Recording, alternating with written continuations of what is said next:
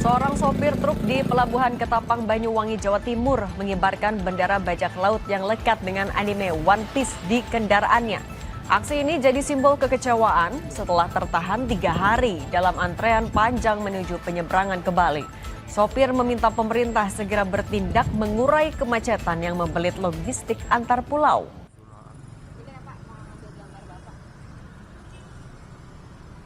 Bendera dengan lambang bajak laut dari serial anime One Piece berkibar di sepeda milik Galang. Menurutnya, ini adalah simbol solidaritas dan perlawanan tanpa kekerasan demi Indonesia yang lebih maju. Bendera bajak laut ini pun sekaligus jadi simbol harapan bagi Indonesia yang lebih adil dan makmur. Dilansir dari onepiece.fandom.com, bendera yang dikenal sebagai Jolly Roger ini adalah lambang utama kru bajak laut dalam dunia fiksi One Piece.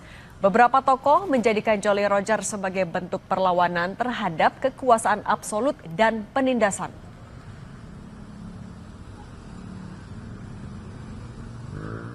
Kalau saya nggak takut, karena saya ini bukan bentuk bendera ormas atau apa ya. Ini karena sebagai bentuk bendera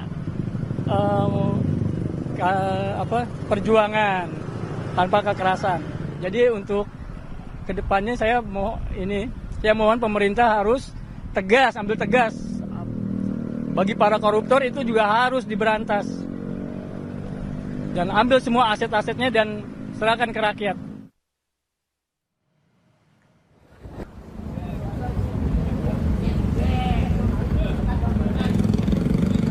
Seorang sopir truk di Pelabuhan Ketapang, Banyuwangi, Jawa Timur mengibarkan bendera bajak laut yang lekat dengan anime One Piece di kendaraannya. Aksi ini jadi simbol kekecewaan setelah tertahan 3 hari dalam antrean panjang menuju penyeberangan ke Bali.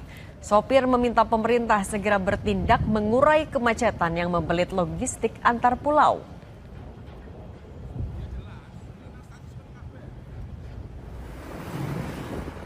Menurut saya ini protes dari rakyat, karena saya rasa sih untuk sila kelima sudah tidak ada bagi rakyat kecil. Sumber kemacetan ini ya cukup melelahkan. Soalnya di sini juga berapa hari biaya juga membengkak buat makan sehari-hari. Istirahat ya kalau terjebak kemacetan ya terpaksa kalau istirahat ya di mobil.